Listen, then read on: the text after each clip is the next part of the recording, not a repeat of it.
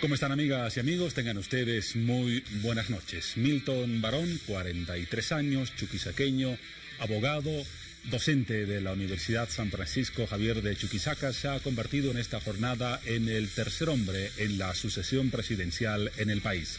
Ha sido la información del día, por eso la destacamos al principio de Hora 23.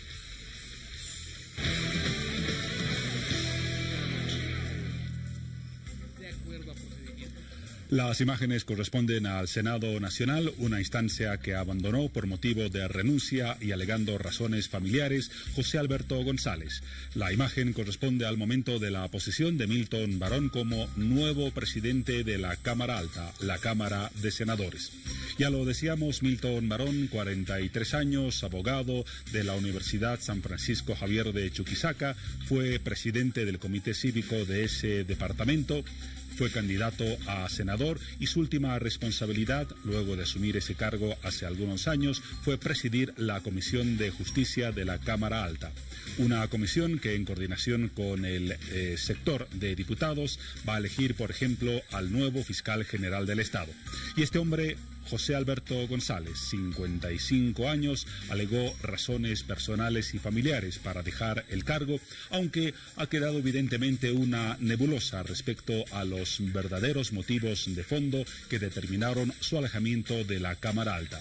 En declaraciones luego de recibir, como observamos en imagen, el saludo de parlamentarios y de militantes del MAS, dijo que posiblemente a principios del próximo mes, es decir, en 2 semanas, asuma alguna responsabilidad en el Estado Nacional, sin especificar nada más. Se le preguntó cuáles son las razones que determinaron su salida de la Cámara de Senadores, su renuncia voluntaria al cargo y a su condición de senador, y reiteró la respuesta de motivos familiares y razones de descanso. Este hombre, entonces, Milton Barón, preside desde esta jornada la Cámara de Senadores insistimos, de acuerdo al orden constitucional, es el tercer hombre en la sucesión presidencial.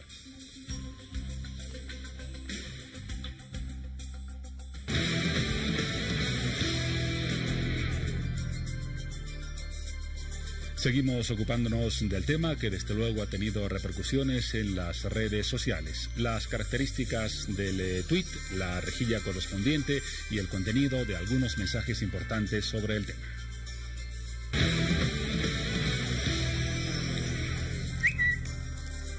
Un tema que desde luego ha tenido varias lecturas. Una de ellas la del presidente del Estado, Evo Morales, que ha lanzado el siguiente tuit. Agradecemos al hermano José Alberto Gringo González por acompañarnos en la lucha por mejores días para nuestra querida Bolivia. A veces la derecha, como no puede derrotarnos, ataca a nuestra familia, nuestra solidaridad. Volverá pronto al trabajo en beneficio de nuestro pueblo. Así, Morales ha sugerido que la derecha tendría algo que ver en presiones contra la familia del ahora expresidente del Senado, José Alberto González.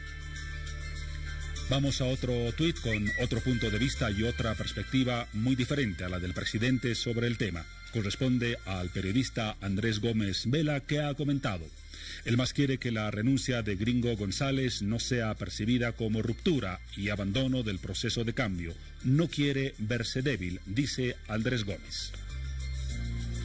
Otro pronunciamiento del sector oficialista, en este caso de la senadora del MAS, Nélida Cifuentes Cueto, que ha dicho a través del tuit: no esperábamos que renuncie el presidente del Senado, José Alberto González. Ha sido un gran compañero en la Asamblea.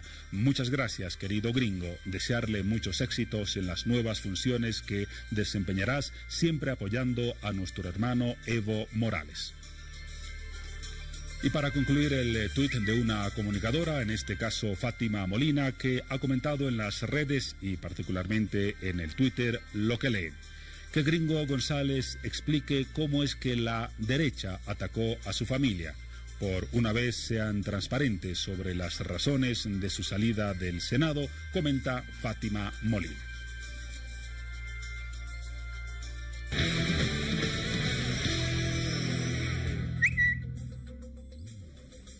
Así hemos cubierto rápidamente el tema de la jornada, la salida de González, el ingreso de Barón a la Cámara de Senadores. Nos ocupamos ahora de los temas que les ofreceremos en los próximos minutos en hora 23. Hablaremos, por ejemplo, de un proyecto de ley para establecer un perdonazo tributario. ¿Cuáles serán las características de esta medida? ¿Quiénes serán los beneficiarios? ¿Se trata de empresas o de personas particulares o de ambos sectores? Un tema de interés general. Se dice, por ejemplo, de acuerdo a las estimaciones de las autoridades del sector financiero, que la deuda tributaria llega a más de 29.000 millones de bolivianos. Vamos a precisar ese dato y desde luego tendremos detalles de las características de esa disposición. 29.000 millones de bolivianos, la deuda de contribuyentes al Estado boliviano. El perdonazo está dirigido, desde luego, a quienes tienen deudas y forman parte de ese monto establecido. Ese es el tema, el perdonazo tributario, pero desde luego tendremos más. Paola Sánchez, a quien doy las buenas noches, nos cuenta algo más de esos temas. Así es, Juan Pablo. Esta noche tenemos un recorrido histórico respecto al pasado de la educación, que además nos permitirá optimizar el presente y sin duda visualizar el futuro. ¿Cómo está la educación en Bolivia? ¿Usted recuerda a sus profesores, el respeto que tenía a sus maestros, ese vínculo que existía entre los profesores, los padres y el alumno o el hijo? Bueno, las cosas han cambiado y esta noche vamos a recordar un poco cómo era la educación de antes y vamos a compararla con la educación actual a través de un reportaje especial que lleva a cabo Hora 23, como es característica ya de todos los jueves, así que es el tema principal que estaremos abordando en los próximos minutos. Pero eso no es todo, además hablamos de los premios Eduardo Avaroa. Se abrió la convocatoria de estos premios que tienen el objetivo de incentivar y además de promover la producción artística cultural, así que si usted es artista y quiere conocer los requisitos para postularse a estos premios, tiene que estar muy atento a la entrevista que tendremos en los próximos minutos. Inicia nuestro programa de jueves con un reportaje especial y también inicia Hora 23. Bienvenidos a todos. Y en redes sociales seguimos festejando a los mimaditos de casa. Antes de irnos con los comentarios o con las publicaciones de esta noche, vamos a seguir leyendo los comentarios que nos estuvieron llegando durante todo el día. Y vamos con Gladys Velasco, dice: Les Tobías, mi fiel amigo. Ahí nos manda la fotografía de Tobías. Oscar Villanueva nos dice: mi querido Balú. Vamos con más fotografías. Nos manda Michelle López, dice: Shanti y Rohan, los amores más grandes y una gran parte de la familia. Vamos con Marcelo Alexis y nos dice: él es Balú, primo de Hermosa. Lo queremos mucho. Hoy fue su cumpleaños y mañana festejará su día. Lice Tejas nos dice: él es Pancho, le encanta jugar con su pelota y comer. Es muy travieso, mis niñas lo quieren mucho. Ahí vemos la fotografía de Pancho con su pelotita. Noé nos dice: los consentidos Isabel y Balto, en las alegrías y tristezas nos acompañan cada día. Saludos a Hora 23 de la familia Ortega Solórzano desde Sucre y Potosí. Un saludo para todos de Sucre y Potosí, también desde Hora 23. Vamos con Miguel Ángel Cerudo, dice: felicidades, cachuchas. Y aunque ya no estés aquí a mi lado, debe ser, te adelantaste, pero haceme un campito porque tarde o temprano nos volveremos a encontrar. Y felicitar a mi otro perrito Café Poncho: felicidades, hijo, todo un travieso y un juguetón. También nos mandan más fotografías, dice: mi hermoso y linda hija, no es un perro, es mi hija, parte de mi familia, es una bendición. Ahí vemos otra fotografía también de Sharik San Ginés que nos envía. Jimena Casablanca dice: mi pequeño chocolate, lo amo mucho a mi hijito. Vamos con el último comentario. Luna, de la ciudad de Sucre: hermosa y re juguetona. Gracias a todos por mandarnos las fotografías de los mimaditos de casa, de los consentidos de casa. Y ahora nos vamos con la publicación de esta noche. Perdonazo tributario. Realiza tu consulta sobre el perdonazo tributario 2018. No se olviden que solo tienen que ingresar a nuestra página de Facebook, Hora 23.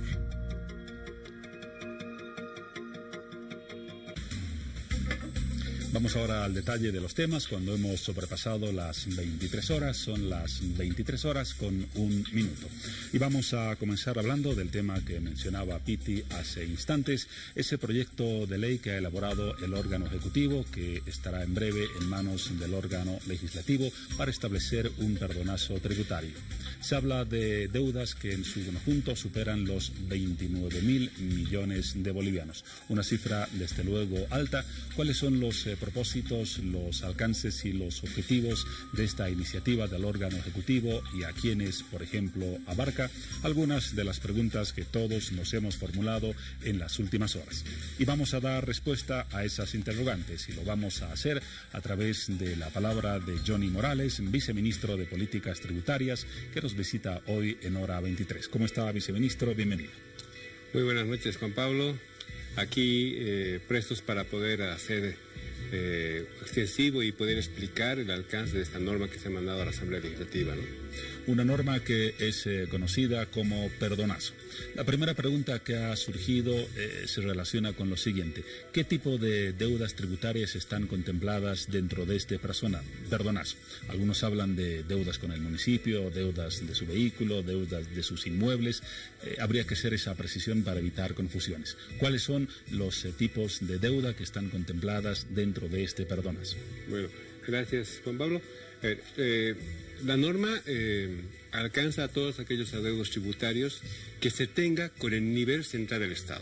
Con el nivel central. No está incluida la alcaldía, por ejemplo. No está incluido los tributos que corresponden a la alcaldía, como es el caso del impuesto a los bienes inmuebles y el impuesto a la propiedad de vehículo automotor, por ejemplo. No están esos dentro del alcance de esta norma.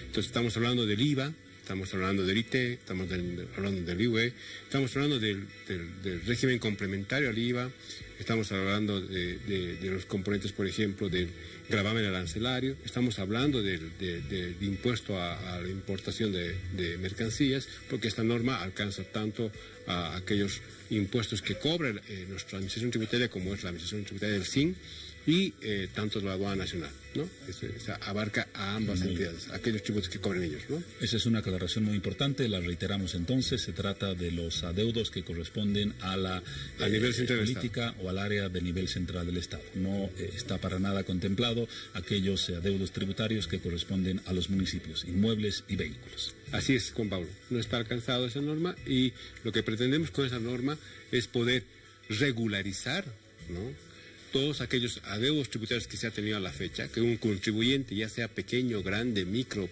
¿no?, empresario, como una persona particular como nosotros, que pueda y tenga ahorita una deuda con el Estado, lo pueda regularizar en este periodo de tiempo que establece la norma. Más adelante nos va a proporcionar un ejemplo muy claro de cuáles son los montos que entiendo son significativos de la reducción de una deuda en un caso X. Pero antes de esa información, este perdonazo alcanza tanto a empresas como a particulares.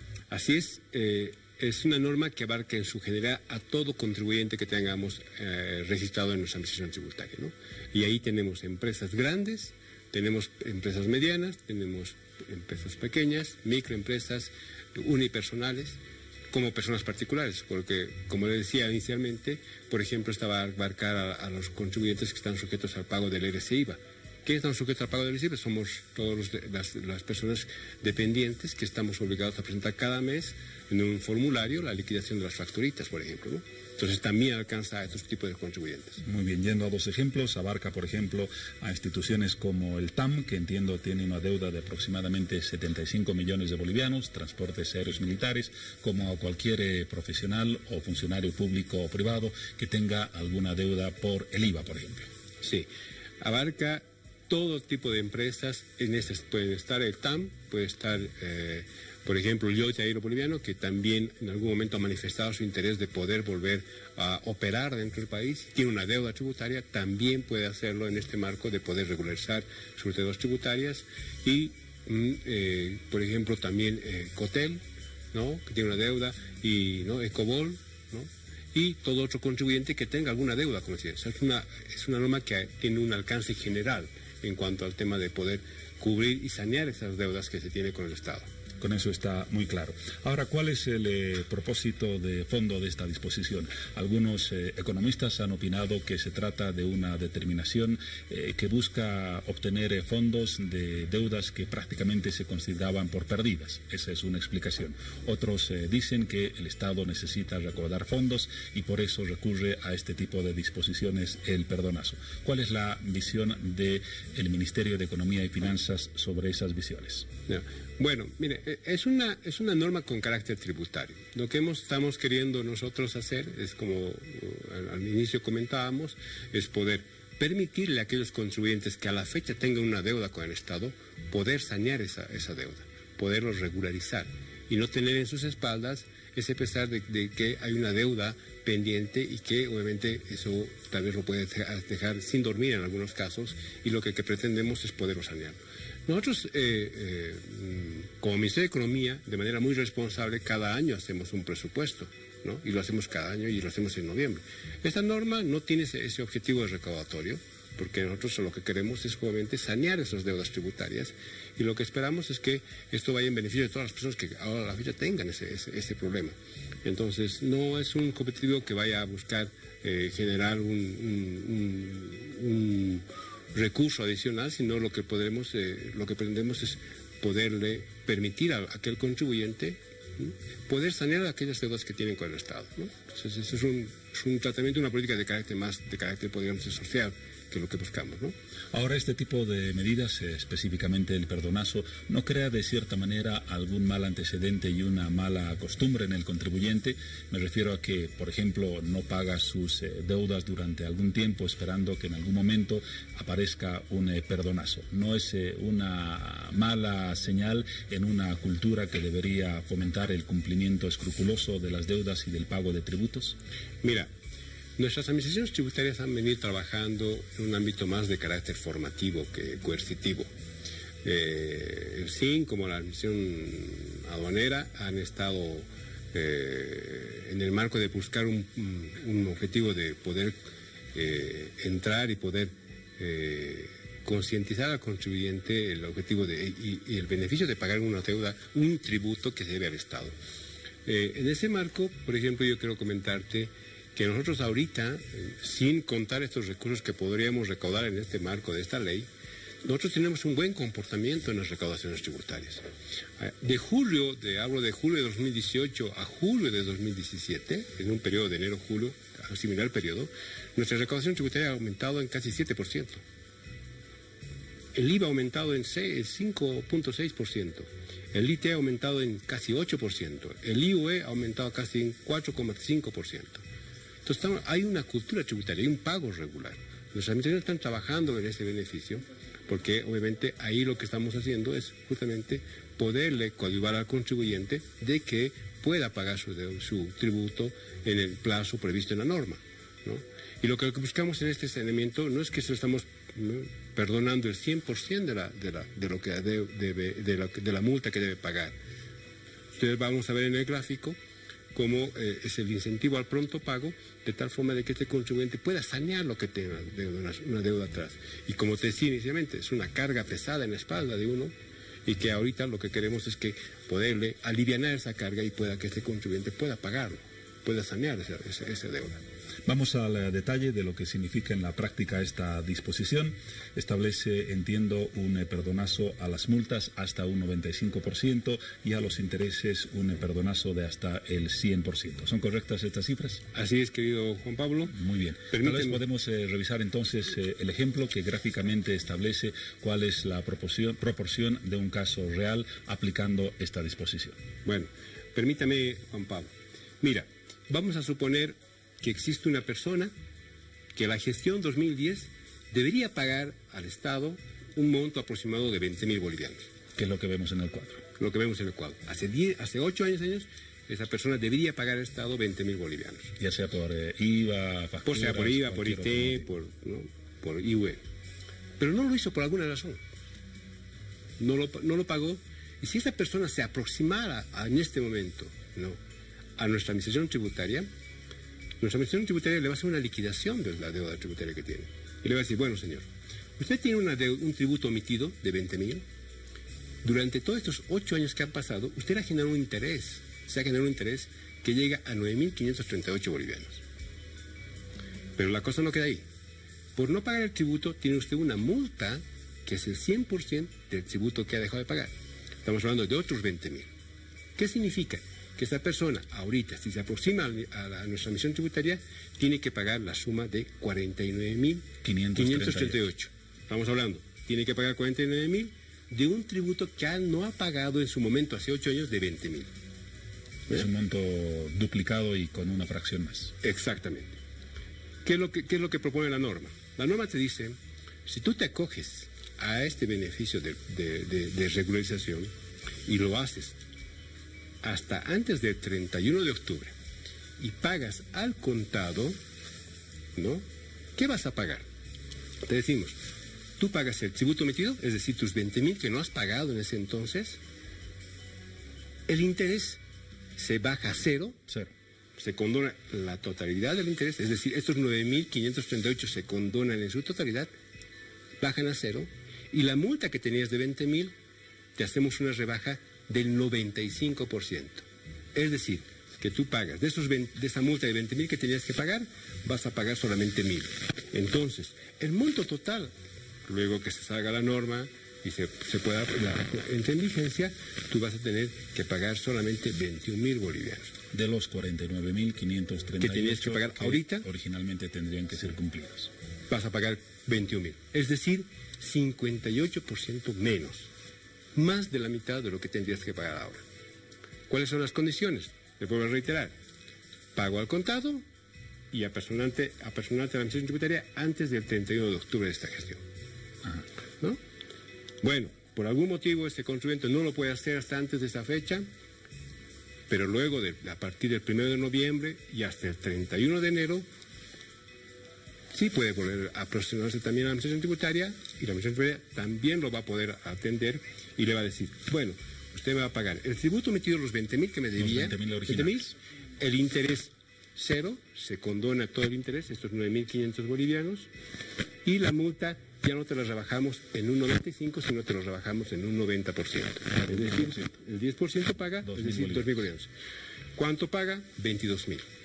Entonces, esa deuda de 49.000 que tendría que haber pagado se rebaja hasta en 22%, hasta 22.000 bolivianos, lo que significa un 56% menos lo que tendría que haber pagado, ¿no?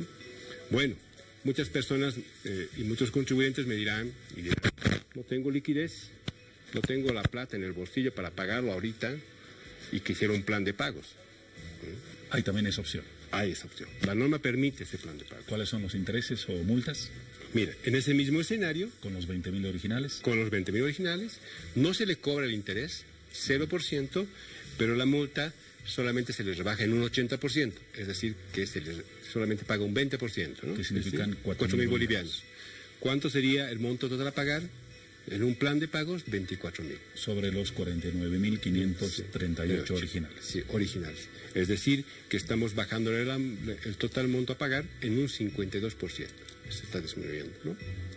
Y algo adicional a este tema del plan de pagos es que este plan de pagos, estos 24.000 bolivianos que tendremos que pagar, lo podemos programar en el tiempo de tal forma que tú lo puedes pagar hasta en 60 meses, ¿no?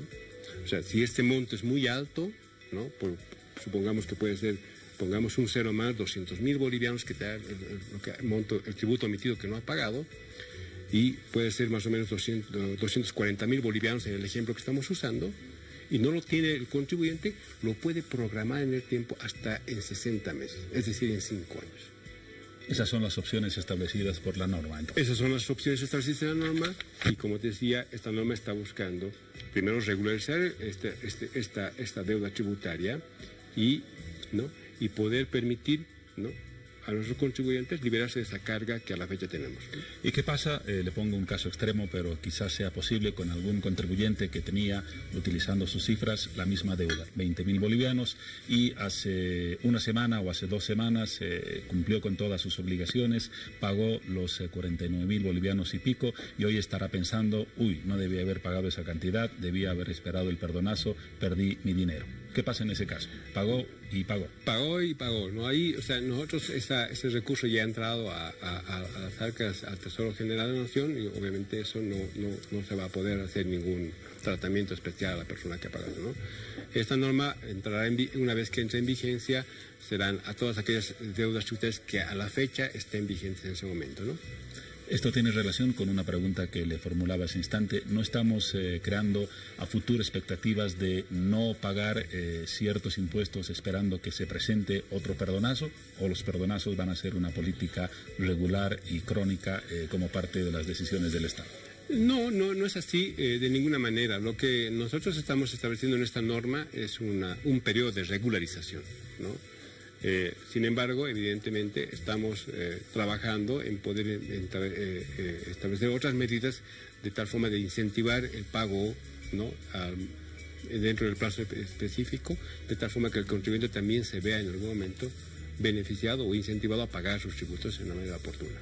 Muy bien, ¿el proyecto de ley ya se encuentra en la Asamblea Legislativa o está en camino de cruzar el edificio del Ministerio de Finanzas a la Plaza Murillo? No, ya, el camino del Ministerio de Finanzas ya ha pasado, ya se ha presentado al gabinete. Está en el gabinete. Ya pasó al gabinete, el gabinete y el día de ayer ya lo aprobó, y lo que tocó ahora al gabinete es mandarlo, ya lo mandó a la Asamblea, y lo que ahorita está en la Asamblea para su tratamiento, y esperemos que en lo que queda este día de mañana y la siguiente semana, nosotros estamos esperanzados en que ya esta norma puede entrar en análisis, debate y su correspondiente promulgación, esperemos en este mes. Muy bien. Recordamos entonces, considerando la posibilidad de que sea esta norma aplicada o aprobada, mejor dicho, rápidamente en la Asamblea Legislativa, ¿cuáles son los plazos inmediatos para cumplir con las deudas? Bueno, tenemos tres medidas. Una vez que la norma entre en vigencia, hasta el 31 de octubre, ¿no? Toda esa deuda tributaria que tenga cualquier contribuyente, se le va a condonar el interés en un 100% y la multa se le va a reducir en un 95%. Muy bien. Segunda etapa, si el contribuyente lo hace hasta antes del 31 de enero del 2019, esa deuda que tenga con el Estado se le condona el 100% del interés y la multa se le rebaja en un 90%. Si ese contribuyente no tuviese la liquidez para hacerlo en este periodo de tiempo, puede optar por un plan de pagos donde se le va a condonar la deuda, el interés en el 100% y la multa se le va a rebajar en un 80%. En los tres casos estamos hablando 0 de interés, en los tres casos, y en los tres casos hay una rebaja gradual de la multa, de 95, 90 y 80%. Muy bien, valía la pena reiterarlo. Hemos recibido una consulta a través de las redes sociales de un televidente que dice lo siguiente: quien ya tiene un plan de pagos en vigencia, ¿puede acceder a este nuevo beneficio, al perdonazo, o cuál es su situación? Sí, a ver, hay muchos contribuyentes que a la fecha tienen un plan de pagos, ¿no? Y que están cumpliéndolo. La norma establece que en este caso ese contribuyente va a poder, ¿no?, aplicar esta norma, y la norma le dice en el mismo tratamiento, ¿no? Por el saldo que le queda por pagar, si usted tiene en ese saldo, ¿no?, una multa, la multa también se le va a rebajar en esas mismas porciones y el interés también se le va a hacer cero. O sea, lo pero que se le va calcula solo sobre el saldo. Sobre el saldo que le queda pagar, ¿no? Pues como uno cuando el banco, ¿no?, tiene un crédito, ha venido pagando las cuotas y quiere amortizar, y amortiza y le vuelven a hacer un recálculo de la deuda, de tal forma de que le vuelven a generar un plan de pagos con otros montos, ¿no?, adeudados. Muy bien, ahí la respuesta muy clara a la pregunta que formulaba nuestro televidente. Y la última, viceministro, la última pregunta: ¿qué debe hacer el contribuyente que quiere acogerse a este plan una vez que la disposición sea aprobada? ¿Debe ir a impuestos internos, a la aduana? ¿Dónde se dirige? Mira, una vez que la norma entre en vigencia, inmediatamente nuestras administraciones tributarias van a venir a aplicar esta norma.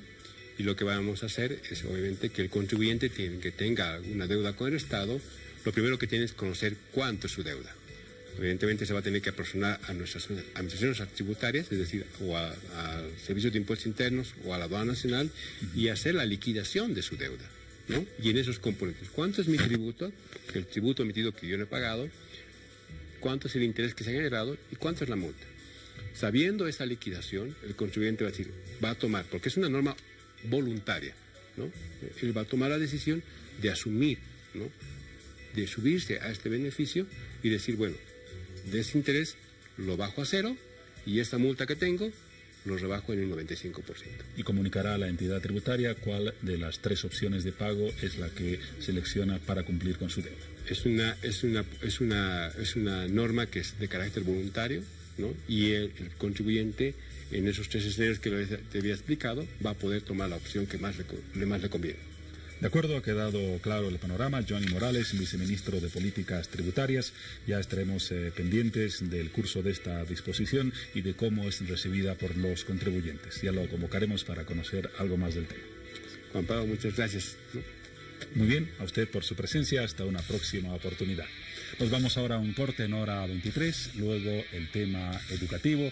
Ya están aquí nuestros invitados, está lista Paola Sánchez. Les ofreceremos ese material en instantes.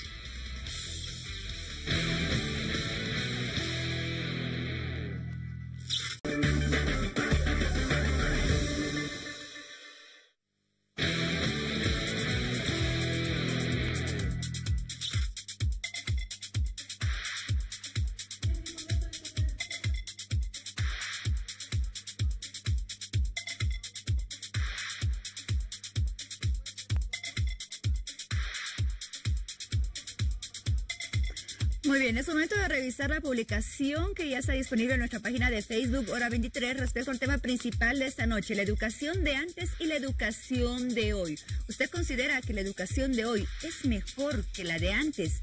Es la pregunta formulada para todos ustedes, para que así puedan participar y sin duda ser una parte activa de esta entrevista y de ese tema que es el principal de hoy. Bueno, es momento de hablar justamente de la educación en Bolivia. Y al inicio del programa decíamos que esta noche vamos a recordar cómo era la educación hace muchos años atrás. También vamos a resaltar aspectos positivos y negativos de la educación actual en nuestro país y sin duda, lo más importante, visualizar la educación en futuro. Y para ello es momento de dar la bienvenida a nuestros invitados. Esta noche nos acompaña Lourdes Torres Álvarez, directora del Colegio Pedro Poveda. ¿Cómo está, Lourdes? Bienvenida. Qué gusto. Muy bien, muchas gracias y un saludo a toda la teleaudiencia. También damos la bienvenida al señor Arturo Choque, periodista especializado en educación. Arturo, bienvenido. Buenas noches, Paola. Buenas noches, amigos de Bolivisión. Un gusto estar acá.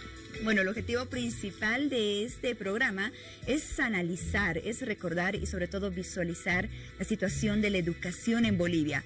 Y como todos los jueves, Hora 23 tiene un reportaje especial para todos ustedes que nos permitirá cumplir con estos objetivos. Un reportaje que ha sido realizado por nuestra periodista Yubinka González y también por nuestro camarógrafo y editor Milton Salvatierra. Es momento de que usted ponga atención al trabajo que han desarrollado nuestros compañeros. La educación en Bolivia, la educación de antes y la educación actual. Hoy en Hora 23. Hablar de una educación perfecta no la vamos a encontrar. Hoy la educación definitivamente prohíbe cualquier tipo de maltrato. Es muy difícil el educar sin autoridad. Los padres, en vez de llamarle la atención al hijo que está aplazador, van y se enfrentan con el profesor. Reportaje especial.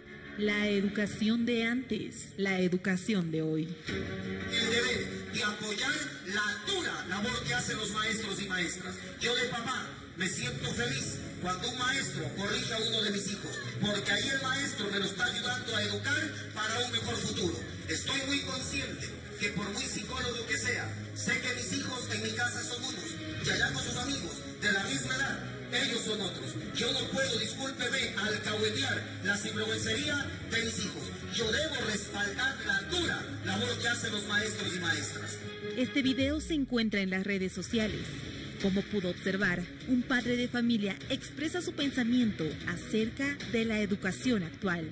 Vamos a encontrar que hay una gran diferencia en cuanto a la educación que se tenía, ya sea al interior de las familias, en los colegios, en comparación a la educación que tenemos el día de hoy. Los padres, en vez de llamarle la atención al hijo que está aplazador, van y se enfrentan con el profesor. Muchos afirman que la educación de ahora se convirtió más en un reto para la memoria que un reto para la inteligencia. ¿Cree usted que la educación antes era más valorada que la de ahora? ¿Que los maestros eran totalmente respetados, incluso hasta por los mismos padres de familia? Se dice que ahora la educación es más flexible. ¿Pero qué opina usted al respecto? ¿Será que el actual sistema educativo ha desvalorizado el principio de autoridad, reduciendo las exigencias y el rendimiento académico educativo? Ahora hay una lucha de poderes muy fuerte que tiene que ver con que los padres de familia han hecho una unión muy fuerte y el profesor está un poquito arrinconado. Tomar en cuenta que antes sí el profesor te podía jalar las orejas, sí te podía dar un palito, inclusive los profesores tenían un palito de madera para pegarte ya sea en la mano si hacías algo malo, ¿no? Era una forma de educativa que básicamente no era legal, pero sí formaba parte de los usos y costumbres, llamémoslo así, dentro de lo que es la educación. Cuando yo era estudiante, en mi época prevalecía la memoria. Entonces, en esa época decían la letra entra con sangre, todo teníamos que decir de pe a pa. Y ahí había mucho respeto entre el alumno y la profesora. En esa época decíamos la señorita en el aula. Muchas veces los papás daban este permiso, esta autoridad, pues a los maestros y decían, usted me lo puede pegar, lo que sea, usted tiene la voz cantante. O sea, eran pequeños coscorrones o pequeños castigos, pero no físicos, sino eran castigos de, bueno, has hecho tal cosa, lees tal historia, sales al frente y expones. Y tú sabes que la gente tiene, o los niños tenemos miedo a hablar en público. Entonces, ese tipo de castigos, por ejemplo, ha hecho que yo me desenvuelva muy bien hablando en público, porque lo que era un castigo se ha vuelto una gran experiencia de vida. He estado en un colegio que en ese momento tenía muy buen nivel de educación, y también lo ligaba mucho con el tema de disciplina, ¿no? Que tal vez en su momento, cuando uno es joven, es a veces chocante, pero ya a mi edad me doy cuenta de que ese tema de disciplina que nos implantaban en el colegio sirve, ¿no? Para que uno tenga un sendero recto en el tema de educación, el tema también de cómo ser un buen padre, y también llevar por ese mismo camino a los hijos. Si hablamos de hace 20 años atrás, los maestros o profesores tenían toda la autoridad para corregir a un niño. Seguramente recordará esas épocas cuando su profesor utilizaba algún tipo de artefacto, como un palo o regla para corregirlo cuando no llevaba alguna tarea, o simplemente llegaba tarde. Era muy rígido, ¿no? La educación era muy rígida, empezando desde el director, ¿no? El tema principalmente horarios. No podíamos llegar ni un minuto atrasados, ¿no? Pues prácticamente nos cerraban la puerta y te quedabas arrodillado la primera hora de clases, ¿no? En el patio, a ese nivel llegaba. También los profesores, ¿no? Tú no cumplías con tus obligaciones y directamente llegaba la llamada de atención, te hacían también arrodillar delante del pizarrón, ¿no? Y uno rezando de que no pase el director, porque él era también mucho más rígido. En esa época, le cuento que las mamás se les citaba, ellas estaban puntual. Inclusive decía profesora, si le haces renegar, castíguemelo. Yo creo que los que nos llamamos millennials hemos vivido esa forma de educación donde nos han jalado las orejas, nos han dado coscorrones, pero ya esta generación no, está totalmente prohibido, ¿no?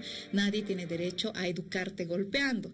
Pero hay que analizar si era bueno o no era bueno. En el colegio era muy normal, ¿no? Que todos los regentes utilicen un palo, empezando también desde el director, y las maestras que tal vez eran más delicadas en ese tema, pero directamente llamaban al regente, ¿no?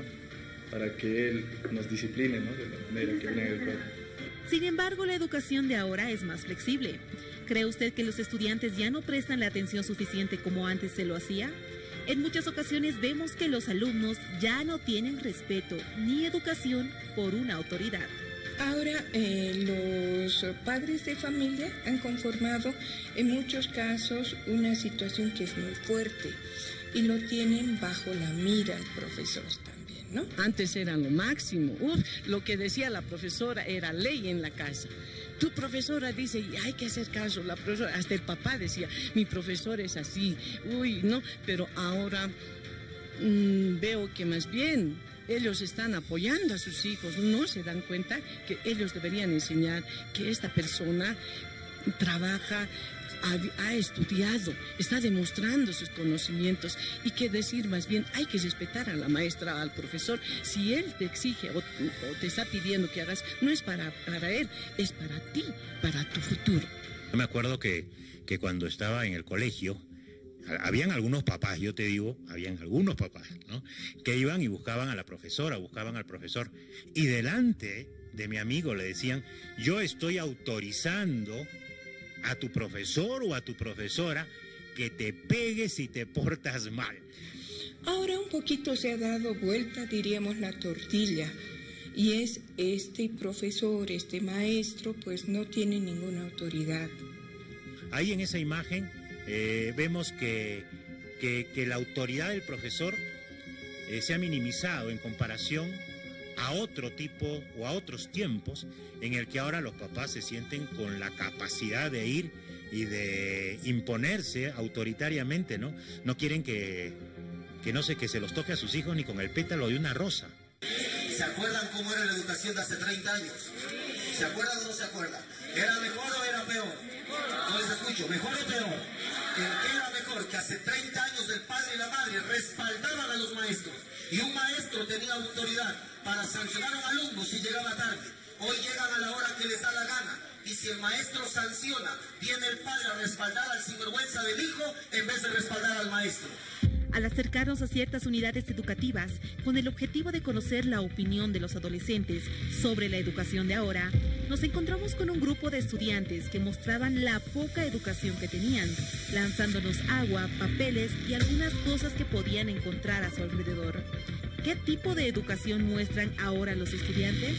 La verdad, como joven siempre va a haber un grado de irrespeto hacia sus mayores, pero no es porque sea así la persona, solamente porque es el joven y es incomprensible. Nosotros exigimos, pero no sabemos qué es lo que debemos dar. Es como, yo tengo derecho a que nadie me trate mal, pero estás obligado a no tratar mal también a la gente. ¿Has visto alguna vez que tus compañeros o quizá tú hayan faltado el respeto a los profesores por esta manera de que ellos quieren educar y a ustedes no les gusta su manera de educación? Sí, muchas veces. ¿Como qué un ejemplo, algo que te acuerdes lo más primordial? No sé, los molestan con diferentes ruidos, los imitan. Sí, unas cuantas veces, ¿no? Porque no son, o sea, unas figuras que te demuestren respeto, que te muestren que son estrictos y demás, ¿no? El respeto que debería tener un profesor más que todo, y no estar con sus altanerías, algunos niños especialmente en secundaria. Yo he escuchado que algunos chicos inclusive hablan y dicen a la vieja, a la tal, les ponen apodos. Porque a veces se pasan, yo creo que los profes tienen que hacerse respetar porque son la autoridad. Sé cuáles son mis derechos. ¿Qué? ¿Cuáles son tus derechos? Bueno, mis derechos son de que si me tocan en el aula o tratan de gritarme, tengo que avisar a mis papás porque eso no está permitido, ¿no? De que no me pueden pegar, de que no me pueden hacer, no me pueden ni gritar, ¿no? ¿Y tus obligaciones sabes cuáles son? La verdad, creo que asistir a clases, ¿no? Pero los valores, si no te los dan de niño, difícilmente los vas a encontrar después. Santa Cruz, un grupo de madres de familia denunció a un profesor por faltar el respeto de manera física a sus hijos. Un video grabado por un alumno muestra cómo un profesor de una unidad educativa golpea con un palo a sus estudiantes del nivel de secundaria. Las madres impotentes piden que se procese conforme a norma al educador. Ella fue la afectada que llegó a mi casa antenoche marcada por el profesor, que le dio, dice, un varillazo por nada más, que dice que todo en este curso estaba mal de las notas, en sus notas. En la pierna, llegó a todos fue en la pierna. A todos fue en la pierna, algunos ponían la mano y le golpeaba el dedo y el brazo. Pero cree que estos actos que ya pocos se ven hoy en día sean necesarios para una buena educación. que se ayude psicológicamente a los niños, que la Defensoría de la Niñez tome carta en el asunto sobre este tema y que el profesor sea destituido. Porque dijo que teníamos que recuperar nuestra nota. ¿Con qué los golpeaba? Con un tubo rojo era. Como lo menciona una de las alumnas, el profesor realizaba esta acción porque no tenían buenas calificaciones. Y estaba el famoso reglazo, ¿no? Y el concepto de que la letra con sangre entra, ¿no? Y que algunos hasta ahora son partidarios de ese tipo de educación. Pienso que, que les alcen bien la voz, harto, pero no al extremo de jalar. O sea, yo pienso que eso estaba entre mal y bien. O sea, de lo que les gritaban o alzaban un poco la voz, estaba para mí bien. O sea, no gritar mucho, pero alzar la voz o hacerse respetar, pero pegar no. Los papás están dentro del colegio. Inclusive yo he escuchado en una oportunidad, les hemos hecho votar a esta profesora. Imagínense, ¿por qué? Porque no hay que aplazar ahora el niño. Es más, hay anécdotas de que los mismos alumnos hacen votar ahora a los profesores. Entonces, los profesores ahora les tienen miedo a los alumnos, lo cual no era así antes. Ahora también hasta los tutean a los profesores. Yo me acuerdo en mis épocas, no podías tú decirle por el nombre al profesor. Entonces alguien hacía ruido, alguien me atendía y era pues palito para todos, o ir a cantar el himno nacional o aprender números en Aymara del 1 al 20. Y te digo, desde mi experiencia, que es una de las mejores cosas que me ha pasado en la vida, porque he aprendido a ser responsable, he aprendido a valorar que todo se debe hacer en equipo, que mis actos van a tener consecuencias en el resto de mis compañeros. En ese momento que se puede decir que estás en el momento de rebeldía, todo lo ves malo. Yo, la verdad, me enojaba mucho, renegaba y no tenía a quién quejarme porque el colegio era así, ¿no? Los papás también sabían que el colegio era así, de rígido, pero ahora me doy cuenta de que gracias al colegio tengo horario, llego al horario, ¿no? En mi trabajo nunca he tenido temas de retrasos, también me ha guiado el tema de querer estudiar, superarme. Hasta ahora lo sigo haciendo. Antes había una comunicación muy estrecha y horizontal con los papás, con la familia, y ahora parte también el hecho de que los papás, por razones laborales, tengan muy poco tiempo para compartir con sus hijos y con la familia. El equilibrio de la balanza, el saber educar, que todo derecho trae una obligación. Porque no nos olvidemos que el 80% de lo que va a ser una persona ya la ha ganado hasta los 5 años. Nadie se aplaza, inclusive sin saber están pasando de curso. Estamos en una era muy light también para los niños, ¿no? Un claro ejemplo, en vacaciones no les dan tareas. Yo estoy en contra de eso. Yo me acuerdo, no quería que llegue vacaciones de invierno porque me daban más tareas que nunca. Y no es por exagerar, yo debía resolver mitad del baldor en vacaciones de invierno, porque era así el colegio. Bueno, yo creo que hay que exigir, ¿no? Yo creo que hay que exigir. Ahora la exigencia inclusive se ha vuelto muy relativa, ¿no? No hay aplazos. Hiciste una tarea o no la hiciste, y si la hiciste mal, bueno, la hiciste mal, no pasa absolutamente nada. Entonces, el niño se acostumbra a no trabajar en base a metas. El niño también necesita una exigencia. Que no me aplaces, no he hecho, ¿y qué? Dicen, ¿no ve? Que los mismos papás, no sé, como ahora ya hay hasta denuncias a los mismos padres, me parece que hasta los mismos padres se han vuelto muy suaves, si dan el término, ¿no? Ellos parece que tienen miedo hasta los hijos. La niñez dirá, sin embargo, papá, mamá daba una orden y uno iba callado, sin decir. Hoy los sinvergüenzas van, pero van que hablan, que regañan, que reniegan con mamá. Ya voy, que no está viendo, ¿qué quiere? Que vaya volando.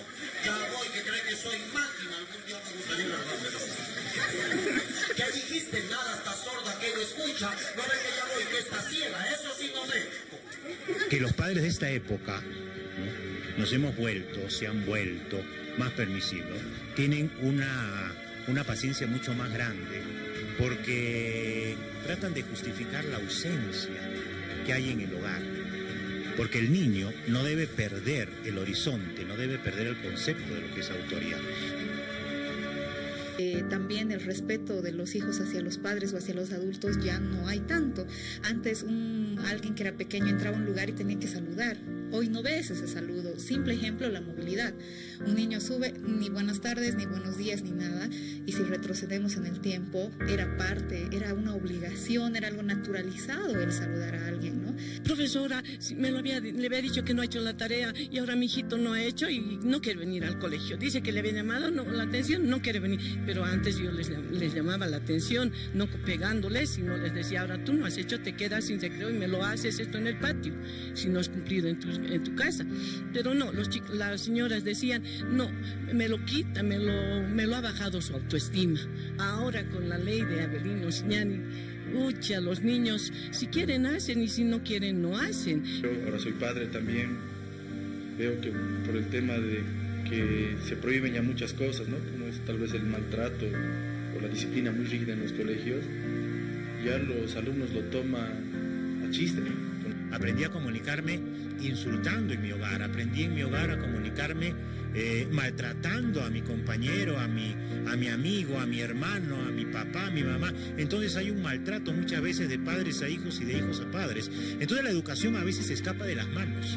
Imagínense, ahora antes con las notas nosotros aprovechábamos decir, inclusive el papá estaba consciente y decía, no tiene ese promedio. Entonces, profesora, que repito, o si no, vamos a reforzar, denme una oportunidad más, voy a ver la manera de cómo atender. Imagínese.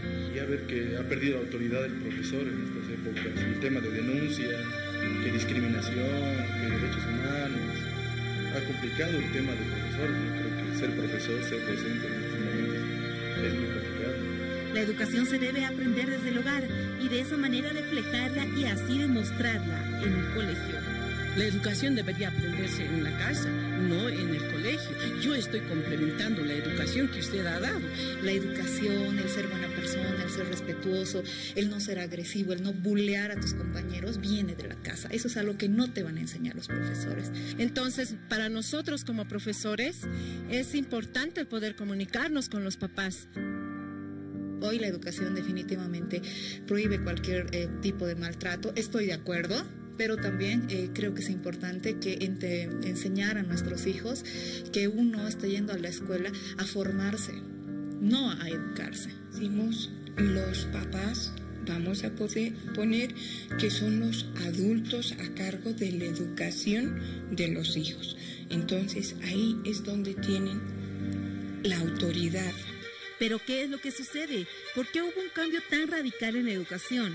El uso de la tecnología fue el punto central que todos los entrevistados mencionaron, que gracias a la tecnología los hijos andan más alejados de los padres, ya que son ellos quienes deben prevalecer como autoridad para la educación de sus hijos. Nosotros los profesores, docentes, debemos ir a acompañar a nuestros jóvenes en estos cambios que hay especialmente con la tecnología. El Internet confunde los conceptos de los niños porque entran a páginas que no deberían entrar, no están controlados. Esto se da como consecuencia de la influencia de los medios de comunicación y particularmente de las redes sociales. Muchos jóvenes prácticamente tienen más contacto con sus celulares que con sus papás. Quien ejerce autoridad paternal, en este caso, tiene que hacer que se cumpla. ¿Quién le compra un celular a su hijo? Los papás. ¿Quién puede determinar los horarios de uso? Los papás. Es probable que la educación que existe ahora haga que no existan niños responsables en un futuro. Dependerá de usted realizar una buena formación a su niño. El trabajo lo hacemos los profesores en el colegio, pero los papás deben tomar conciencia de esto. Es muy importante que ellos estén pendientes de lo que sus hijos hacen. Mucha gente dice, yo le pego a mi hijo porque mi papá sí me ha enseñado. No, su frustración atrás, hay que educar de una nueva manera. O mucha gente al revés, yo cuando era niño no tenía nada, ahora quiero que mi hijo tenga todo lo que yo no he tenido. Entonces, chao frustraciones, entender que en el colegio sus hijos van a recibir formación, no van a recibir educación. Que las cosas que se van perdiendo, por ejemplo, en este tiempo tienen un montón de anuncios, es el saludo, el muchas gracias, el respetar los tiempos del otro, también un poquito, sin llegar a que los adultos son todo, pero ese respeto jerárquico también, ¿no? Que es importante. Marcar el tema de disciplina, ¿no? Y eso parte de las personas mayores que hemos vivido tal vez esto. Si nosotros no inculcamos esto a los jóvenes, a nuestros niños, ellos peor van a inculcar a las nuevas generaciones. Que los profesores y los padres son igual que ellos, han sido niños, han sido adultos y entonces son adultos y ellos no se olviden que van a ser adultos y tal vez hayan otros niños que también les falten el respeto, entonces no hagas lo que no quieres que te hagan. Y ya nos están llegando muchos comentarios al respecto del tema. Y nos escribe Sisi. Entre más acceso a la información que tienen los estudiantes se volvieron más mediocres y conformistas. Rosa Barrios dice, la verdad no hay buenos maestros y por lo tanto peor buenos alumnos. Fue mi gran profesor de química, la profesora Rode. También nos escribe Vico y dice, la educación ahora está muy sobreprotegida y el estudiante aprovecha la situación y esto lleva a la formación de un futuro profesional mediocre, que todo quiere fácil. Danis Vargas nos dice, la educación de antes fue la mejor. Hoy en día no sirve de nada buena infraestructura, equipos actualizados y un profesor que está prohibido levantar la voz. Freddy Sanginés nos dice, es peor. Primero que no se pueden aplazarlos. En las vacaciones no se les dan tarea. Prohibido decirles algo porque si no vienen los padres de un montón a reclamar por cualquier cosa. Vamos con Luis Bisac y nos dice, no es mejor porque antes no existía internet.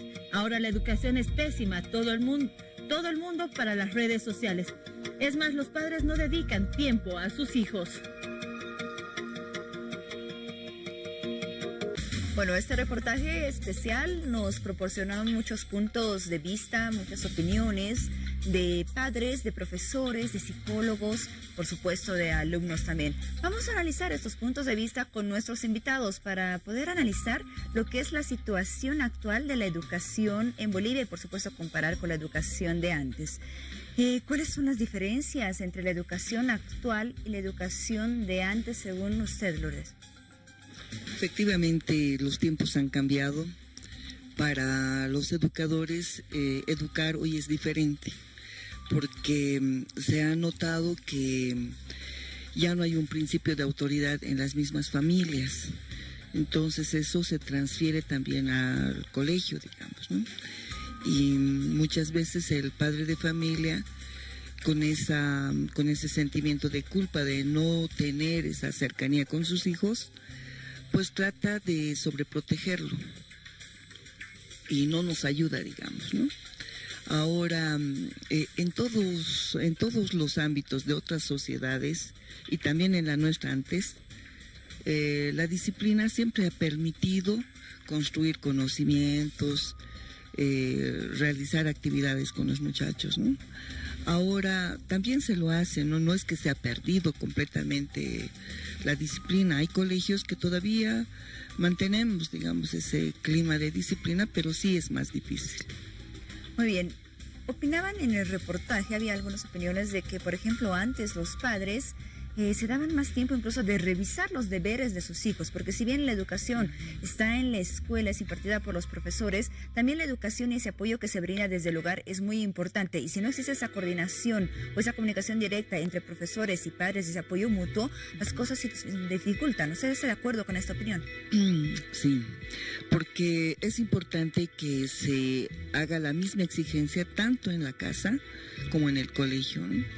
Cuando el padre de familia trata de justificar las acciones de sus hijos, podría ser que también en algunas situaciones el maestro se equivoque, pero ante todo hay que cuidar ese sistema de autoridad que tiene el profesor frente al niño. Entonces, cuando yo tengo alguna dificultad en la que sí, somos personas, también podemos equivocarnos, yo les digo a los papás, eviten a comentar delante de sus hijos estos juicios de valor que ustedes tienen, porque eso no ayuda. El niño es perspicaz, se da cuenta que el papá siempre va a apoyarlo, que lo va a justificar, entonces no aprende, digamos, ¿no? No asume también la responsabilidad. Ahora es más difícil porque hay también leyes que amparan y muchas veces el profesor se ve pues abandonado, ¿no? Y generalmente cuando hay dificultades, la credibilidad siempre le dan más a los niños o a los jóvenes que al mismo maestro. Entonces es diferente y es difícil. Por una parte, mencionábamos que los padres antes se ocupaban más de controlar, de apoyar en todos sus deberes a los hijos y de esa forma también a los profesores. Hay quienes dicen que antes los profesores también investigaban más, se preparaban más para poder enseñar de mejor manera a los alumnos. Claro que no estamos generalizando, también existen casos que son por supuesto una excepción y que tenemos que destacar a los profesores de nuestro país. ¿Qué opina respecto de esa opinión? Yo creo que ahora hay muchas investigaciones, ¿no? Por ejemplo, hablamos de inteligencia emocional, hablamos de las características propias de cada niño. También vemos el acceso a las nuevas tecnologías. Entonces, efectivamente, educar ahora se ha convertido tal vez en un desafío mucho más grande para el maestro, porque tiene que ir a la par de todo ese bombardeo que existe. Y los chicos a veces aprenden más fuera del colegio que dentro, ¿no? A través de las nuevas tecnologías. Tal vez ahora lo que corresponde a la educación es enseñarle al chico a discriminar la información que va a encontrar en los medios, en las redes sociales, porque como ya no hay un control de la información, pues hay también bastante basura, ¿no? Muy bien, en los próximos minutos estaremos analizando acerca de cómo se preparan, cómo se capacitan los profesores actualmente para poder enseñar a los alumnos y además tomar en cuenta estos aspectos de desarrollo tecnológico que influyen sin duda en lo que es la educación actual de nuestro país. Vamos un momento a una pausa, a retornar, continuamos por supuesto hablando de este tema, analizando acerca de la educación actual de nuestro país. Tenemos dos invitados muy importantes que nos van a dar sus puntos de vista al respecto. Ya volvemos.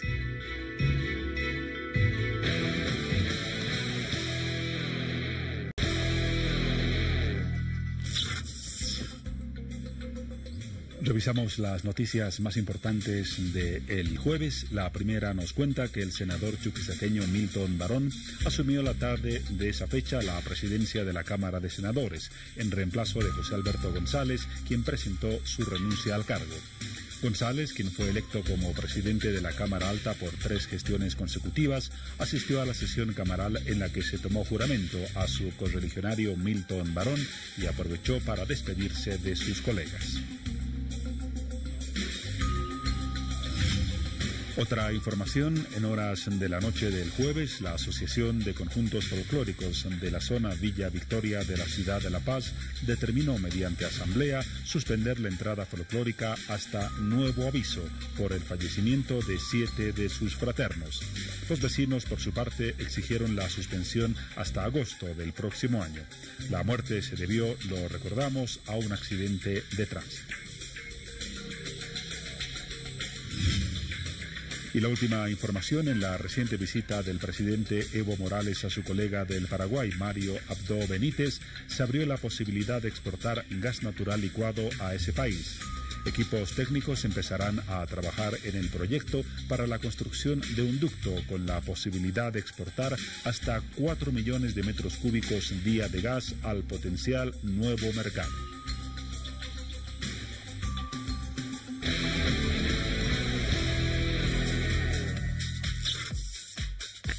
Pero continuamos desarrollando el tema principal de esta noche, la educación de antes y la educación de hoy. Arturo Choque, periodista especializado en educación. Vimos el reportaje especial de nuestro programa y muchas opiniones coincidían en que la educación actual ha tenido cambios muy negativos. ¿Cuáles son aquellos aspectos que han podido generar estos cambios tan negativos? Bueno, lo que ocurre es que yo no necesariamente comparto esa idea, ¿no? Sé que ha habido educación buena antes y educación mala antes y educación buena ahora y educación mala ahora. Es decir, no depende tanto de la época. A mí me preocupa un poco el hecho de que se esté naturalizando la violencia como la única vía para impartir disciplina, ¿no? Es decir, estamos conscientes de que es necesario tener disciplina en la vida, es decir, para asumir responsabilidades, pero hay una disciplina que emerge del respeto, y hay una disciplina que emerge del miedo. Y parece que algunos de los entrevistados han confundido un poco esto, ¿no? Es decir, no es que los chicos se portaban mejor porque respetaban al profesor antes. Era porque les tenían porque miedo. le tenían miedo, naturalmente. Y claro, ese respeto que emana la violencia, que en realidad no es respeto, es temor, ¿no? Puede tenerte a un curso en perfecta paz, ¿no? Mientras está el profesor, ¿no? Pero eso no garantiza que los chicos se estén disciplinando, ¿no? Normalmente ocurre que cuando tienes este tipo de disciplina, entre comillas, en el aula, ¿no? Sale el profesor y es como un globo que estalla, ¿no? Y ves volar zapatos, papeles y todo, y los chicos liberan una energía. Yo quiero contarte, Paola, una experiencia de una escuela muy peculiar, de un colegio muy peculiar que vi en del Alto, ¿no? Yo llego a hacer un reportaje sobre este colegio, un colegio experimental, ¿no? Y llego a un aula donde los chicos estaban haciendo sus ejercicios en matemáticas. Todos callados, todos tranquilos, y no estaba la profesora. A mí me pareció raro porque normalmente visitando otro colegio ves que ocurre todo lo contrario. Sale la profesora y el aula estalla, ¿no? Y pregunté dónde estaba la profesora y los chicos me dicen, tenía entrevista con una de las mamás, está en tutoría, me dijeron, ¿no? Y cuando volvió la profesora yo le pregunté, o sea, ¿qué pasaba? ¿Cómo lograba que los chicos estén tan controlados solos? Y ella me decía, lo que ocurre es que los chicos se portan mal cuando acumulan tensiones, ¿no? Si les dices todo el tiempo, cállate, no te muevas, no hagas, no digas, ¿no? Entonces los chicos comienzan a acumular cualquier cantidad de energía, ¿no? Y yo recuerdo todavía que nuestros profesores nos hacían callar con una rima, ¿no? Decían, silencio en la sala que el burro va a hablar, el primero que hable, burro será, ¿no? Entonces sí, era una estrategia que tenían para mantenernos callados, ¿no? Pero esta maestra utilizaba una técnica completamente distinta, y es que les daba opción durante la clase de matemáticas para que ellos pudieran expresarse, hablar, charlar un ratito con la propia profesora.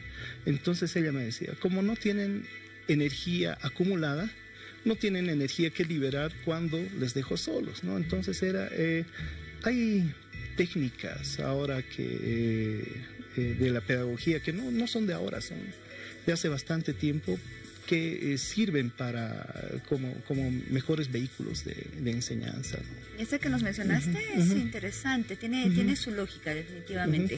Tomando en cuenta tu punto de vista, entonces, Arturo, ¿cuáles son los aspectos positivos, los aspectos negativos que podría resaltar de la educación actual? Bien, yo coincido con la profesora, con la señora directora, en que la labor de los educadores en general, de los maestros, de los docentes universitarios, en fin, se ha complicado muchísimo con la llegada de la tecnología. ¿En qué sentido, no? En el sentido en que antes el maestro sentía ser el depositario de todo el conocimiento, el único y total depositario de todo el conocimiento, que tenía que transmitir, ¿no?, a los chicos y chicas que eran, como dice el mismo reportaje, alumnos, ¿no? Aquellos que no tienen luz, aquellos que necesitan ser iluminados, ¿no? Y esta visión, naturalmente, que podía servir en el siglo pasado, ¿no? Yo todavía he estudiado en el siglo pasado, ¿no? Pero ya no, ¿no? Ahora el maestro debe convertirse en un facilitador de aprendizajes y no en aquel que enseña. ¿Por qué? Porque los chicos hiperconectados como están, ¿no?, tienen acceso a muchísima información todo el tiempo, ¿no? Y un maestro no siempre va a poder seguirles el ritmo del aprendizaje. Muchas veces algún estudiante te va a sorprender con conocimientos que tú como maestro no tienes, ¿no? Y el maestro tiene que cambiarse el chip, ¿no? Nunca mejor dicho, tecnológicamente, ¿no? Para aprender a decir, mira, esto no lo sé, ¿qué tal si lo investigamos juntos, ¿no? Entonces, naturalmente que Internet no es la panacea, que puede tener muchísimos problemas, muchísima basura, y generalmente el mayor problema de la Internet no es la falta de información, sino que hay demasiada información, ¿no?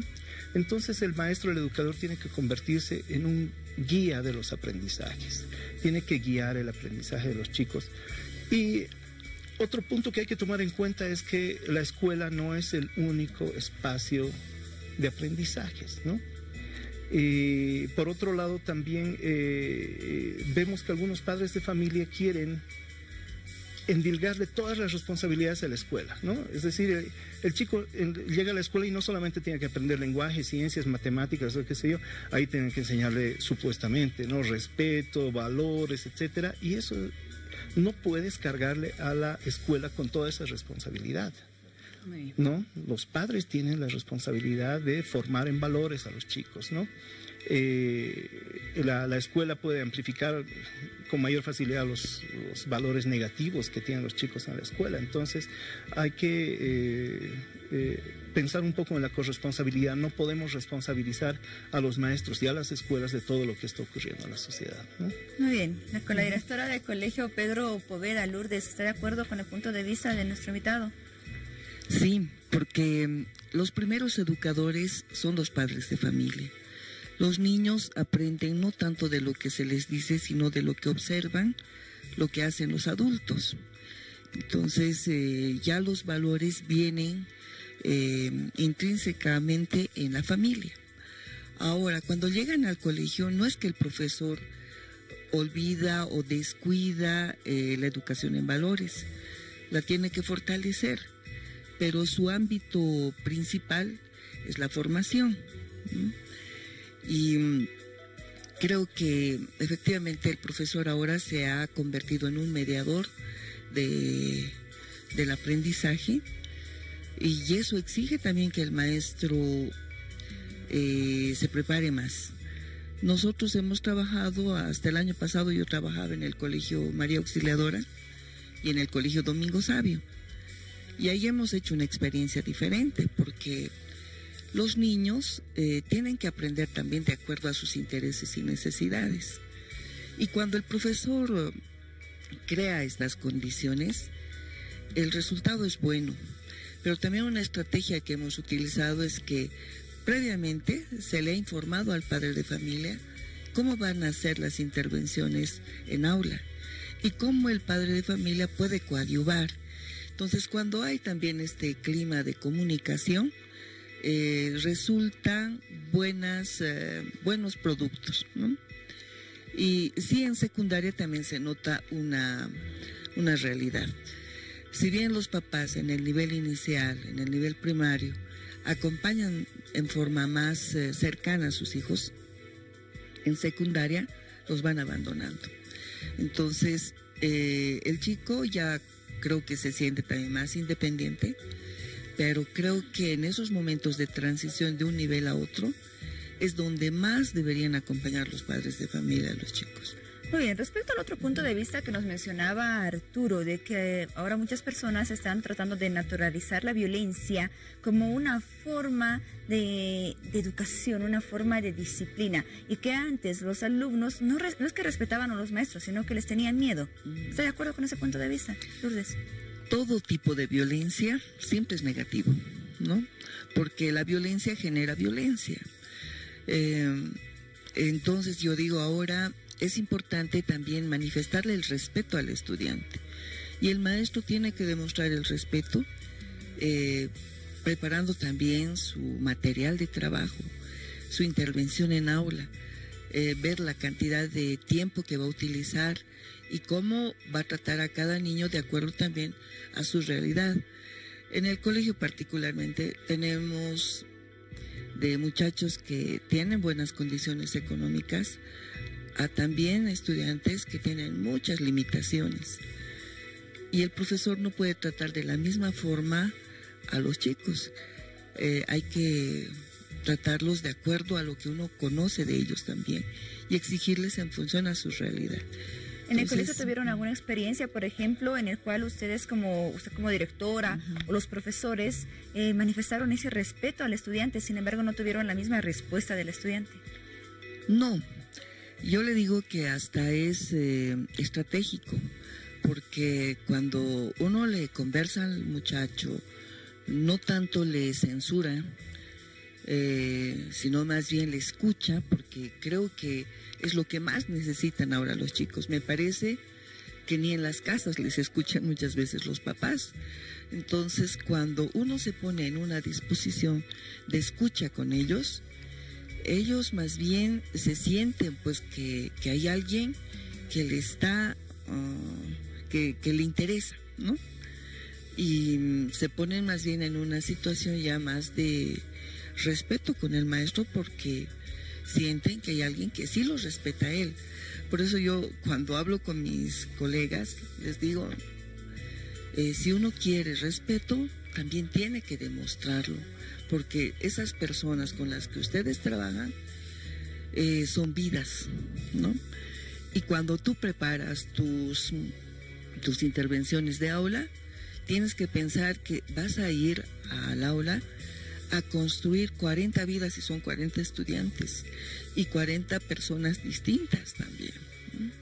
Arturo, veíamos otro punto de vista en el reportaje de que nos mencionaba que la educación de hoy es más flexible. Hoy ningún estudiante se aplaza, si sea con pésima nota o sin saber, aprobará sí o sí, mencionaba una de las profesoras.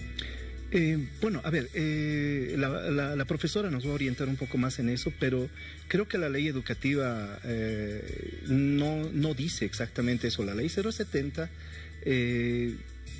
sí establece que no hay la repetición del curso, el fracaso escolar en primaria, ¿no? Sí, en secundaria puede haber esto, ¿no? Lo que hay que entender en este caso es que el fracaso escolar no es exclusivo del estudiante, ¿no? Yo creo que cuando un chico pierde el curso, nos aplazamos todos. Se aplaza el maestro, se aplaza el padre de familia, se aplaza la sociedad, ¿no? Entonces debemos asumir qué es lo que ocurre, ¿no?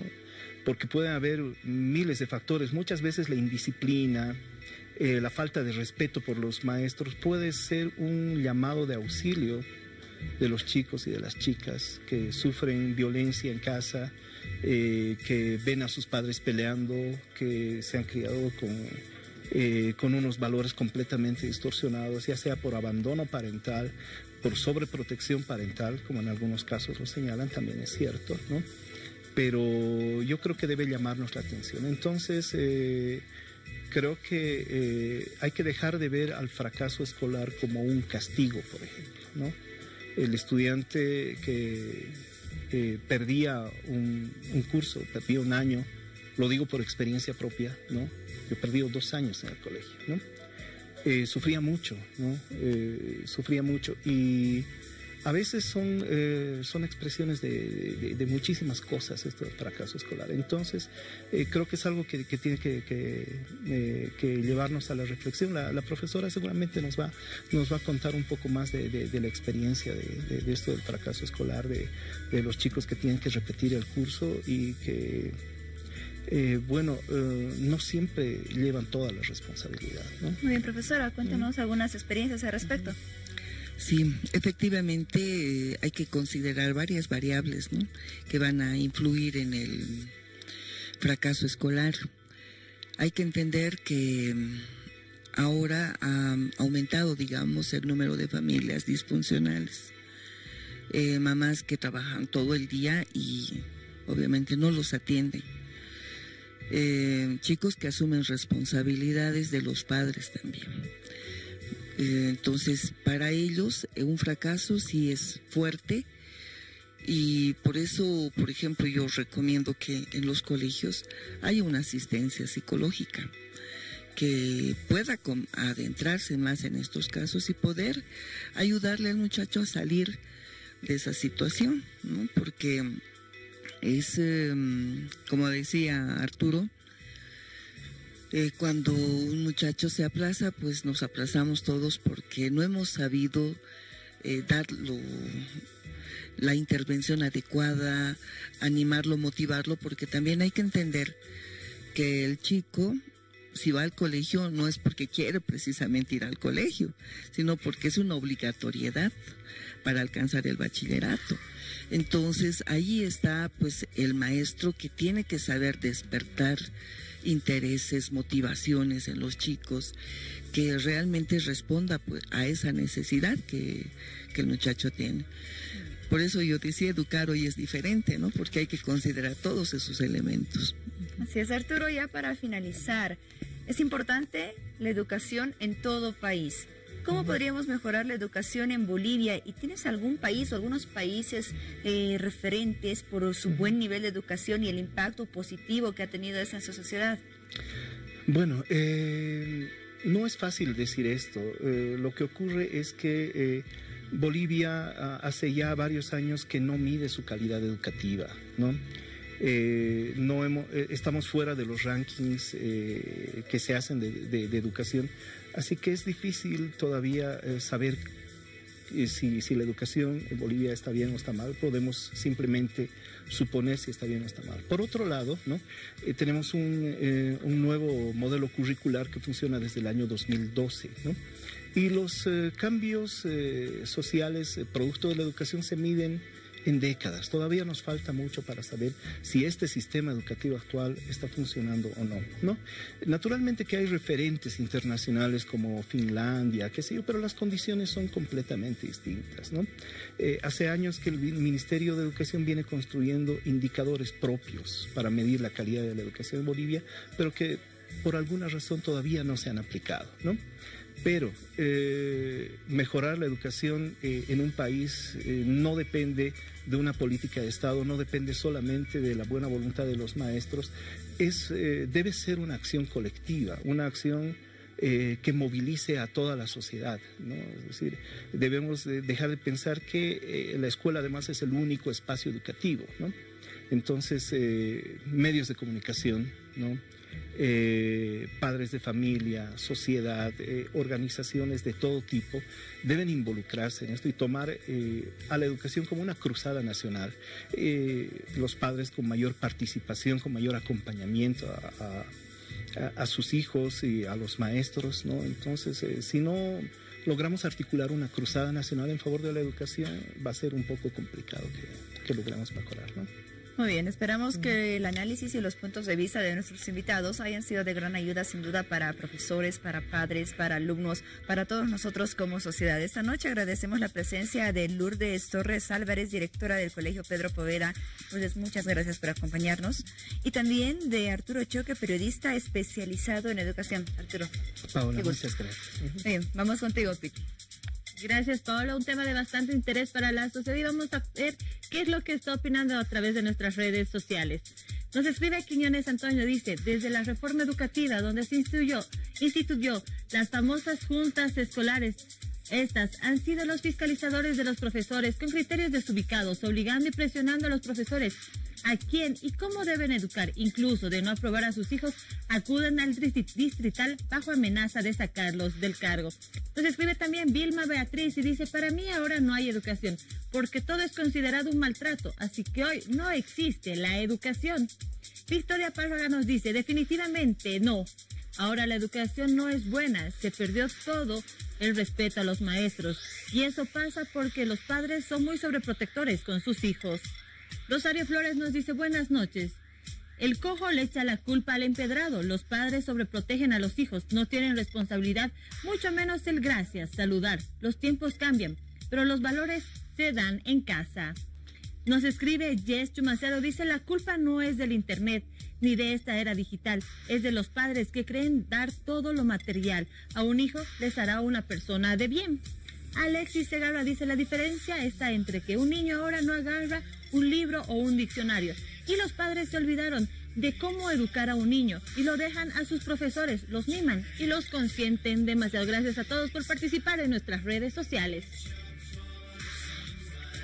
Son las 0:21. Antes de continuar con nuestras entrevistas, queremos destacar nuestro sector ahora o hoy en la historia, con 12 fechas que se han celebrado hace poco en la jornada de ayer, apenas minutos antes de esta hora. Vamos a esa característica.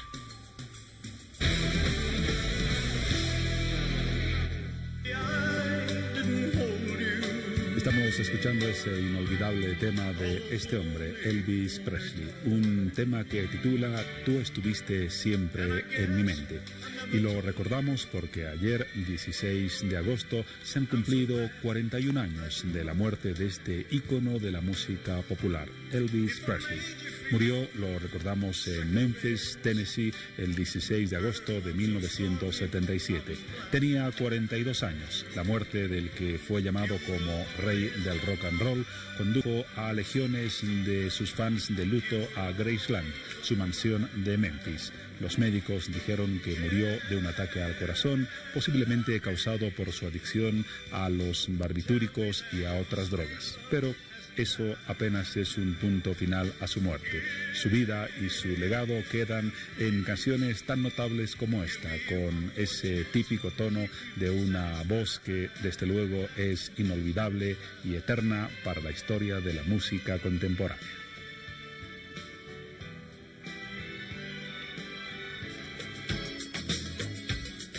Un cambio radical de ritmo, de tono y de personaje, ya que hoy, o mejor dicho, ayer, 16 de agosto, se han recordado o cumplido 60 años del nacimiento de esta artista, Madonna. Recordamos que ella tiene un nombre que quizás no sea conocido por todos, su nombre original, Louise Sisone, más conocida como Madonna. El mundo ha recordado los 60 años de vida, su cumpleaños número 60. Y, por ejemplo, el país de España ha recordado que Madonna tiene una fortuna de aproximadamente 1.000 millones de dólares. No es poco, ¿verdad? Ha vendido más de 300 millones de discos, ha removido clichés y vivido como ha querido.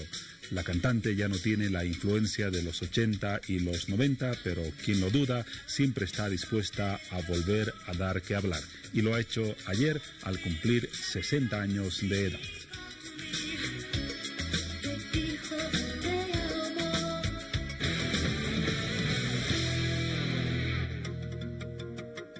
Y cambiamos de tema y los invito a participar en la siguiente publicación. Récord presidencial en Bolivia. Este 14 de agosto, el presidente Evo Morales superó el récord de Víctor Paz Estenssoro, que hasta hace unos días era el boliviano que más había durado en la presidencia de Bolivia. Hablamos de ese tema mencionado por Piti y lo vamos a hacer en los próximos instantes con Adalberto Ticona.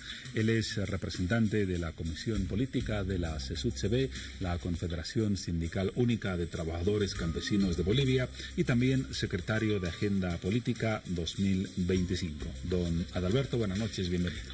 Muy buenas noches, un saludo a todos los televidentes de este prestigioso canal. A sus órdenes, estamos a vísperas de celebrar en el trópico de Cochabamba. El 18 estamos congregados allá, las organizaciones sociales, y bueno, pues estamos prestos para manifestarnos por este medio, y gracias por la invitación. Seguro que sí, hablaremos de ello en los próximos instantes. Pero antes no podemos dejar de lado la noticia más importante de ayer, por lo menos en el campo político, ese cambio de mando en el Senado Nacional. ¿Cómo han percibido las organizaciones sociales la renuncia de González, la llegada de Barón a la presidencia del Senado? Encuentros y desencuentros. Usted sabe, es un comunicador social. Ha generado empatía en todo su mandato y, bueno, una decisión personal, respetamos esa instancia. Obviamente que él ha generado también expectativa política, una forma de desarrollar en este país ya un Estado participativo, un Estado inclusivo. Entiendo de que su profesionalidad, su perfil personal, su forma de actitud ha calado en los corazones de los bolivianos. Eso es lo que hemos podido advertir en todo este periodo que hemos compartido con él como autoridad y ante todo como persona. Y se valora, creemos de que toda Bolivia está sintiendo quizás esa ausencia, pero hemos reflexionado también que en la política es como jugar en el ajedrez, jugadas y contrajugadas. Creemos de que la imagen de una persona en el ámbito político es muy sensible. Entiendo de que ese es el principal reto que pueda tener una persona que tiene esa vocación de servicio a la política. Se ha mencionado a propósito de esa renuncia y de la posesión del nuevo presidente del Senado de posibles fisuras dentro del MAS y dentro de la supuesta armonía que debería existir en una organización política. Usted, que es afín a esta tendencia, ¿ha percibido fisuras, quiebres, divisiones en los últimos tiempos? No, más a lo contrario. Creemos de que en política y con que la organización más representativa como la SUSEPCB, a través del CONALCAM, que hay reuniones mensuales, hemos estado justamente antes de ayer en esa reunión, la primera que se desarrolló en la Casa Grande del Pueblo. Hemos hecho un manifiesto unánime de que estas variables que suscitan en un proceso de gobierno evidentemente nos pone en dos perfiles: una de reflexión, es decir, cuál acierto o desacierto tuvo un actor en un mandato, en un cargo, ¿no? Y el segundo es qué ha generado como impacto, concordia o discordia. Y en ese tema es que tenemos suficiente cohesión, que podemos decir, en todo lo que son las variables de la política, y estamos obviamente esperanzados de que una ficha, una autoridad que ha generado empatía en la gobernabilidad de este país, estamos esperanzados de que él va a volver, y eso es la sencillez de su forma de expresarse hacia el electorado, hacia las autoridades con los que ha compartido con sus colegas senadores. Entendemos que llamados oposición, oficialismo, sí lo tenemos en el corazón de que va a volver. En resumen, para concluir con este tema y pasar al siguiente, no existirían, según su visión, disidencias internas en el MAS. No, con seguridad, estimado. Hablemos ahora del reciente aniversario del presidente del Estado, Evo Morales, que ha batido un récord, para utilizar un término deportivo, en permanencia en el gobierno. Nos hablaba de un acto que se va a realizar esta semana en el Chapare. ¿Cuáles son las características y por qué se ha elegido al Chapare como sede de ese encuentro? Bien, inicialmente hemos participado territorialmente con los eventos Potosí, con 6 de agosto, Santa Cruz y Apacaní con el tema del 2 de agosto, el 8 de agosto en Cochabamba, y el Trópico sí como epicentro político donde nuestro líder nato se formó ese perfil de enfrentarse en un escenario político. Entonces entendemos que nosotros, después de la reunión de CONALCAM, se ha decidido de que es merecedor ese territorio y esos actores de compartir con Bolivia esos logros, más que no me gustaría hablar de romper récords, sino son logros ya en un estado dinámico, en un estado vivo, y atrás poco a poco queda ese estado aparente. Ese estado aparente con una democracia participativa, representativa, también aparente, que nosotros lo conceptualizamos. Y vamos a celebrar estos 12 años de gobierno continuo bajo 2 principios, estimado. Uno es lo que podemos decir los valores de una persona que emerge de una familia. Eso lo sabemos en la historia y a los medios de comunicación, y los testimonios mes o año tras año se ha ido vigorizando. Y ese impulso, esa energía que fluye de este líder es inclusivo porque orgánicamente salió de las organizaciones sociales. Punto número 1. Entonces, ese es el segundo, es la dedicación y el respeto recíproco al mandante. El mandante nació desde la comunidad, en el Trópico de Cochabamba, las 6 federaciones, y a nivel nacional, nuestro primer afiliado de la Confederación, y así fue escalando. Y ese hito era quizás como una fuerza que estaba contenido más de 500 años, empezó a fluir orgánicamente. Vale decir que no simplemente Evo Morales es el que hizo posible todo esto. Evo Morales para nosotros es un factor principal que ha motivado, que ha congregado y que ha desafiado paradigmas de gobierno. Esas las dos Sí. razones que mencionaba entonces. Aunque algunos dicen en otra visión que se ha elegido al Chapare porque allí posiblemente no se escuche el Bolivia dijo no, que ha acompañado a las últimas presentaciones públicas del presidente. ¿Qué nos dice? Mire, creo que este es un manifiesto democrático que hemos podido percibir o que se haya tratado de un poco polemizar tal vez en escenarios. No nos olvidemos desde el Dakar, después los Juegos Sudamericanos, En Cochabamba. donde está la prensa, donde está congregado algún evento de significación.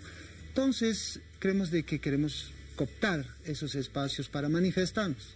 Y eso en democracia es permitido y estamos consolidando con eso de que evidentemente en Bolivia se vive una democracia amplia, ¿no?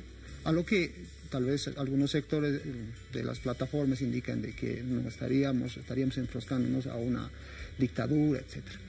Segundo, de que cualquier escenario, así sea Cochabamba, el trópico, no es controlado este manifiesto ciudadano, ¿verdad? Y podemos cesar tal vez esto con que dentro del escenario de la política es dinámico y es además para nosotros como organización saludable que emerjan nuevos líderes, muy saludable, pero que también emerjan nuevas propuestas, ¿no? Y en eso queremos rescatar de que esos nuevos líderes pensarán en Bolivia, como ahora se está pensando. ¿Qué decimos?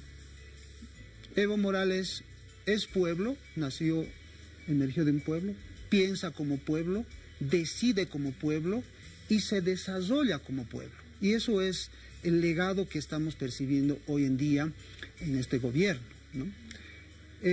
Ya creemos un poco, hemos estado reflexionando algunos indicadores de récord, como se puede decir, pero al margen de eso, de los indicadores, mi persona, ayer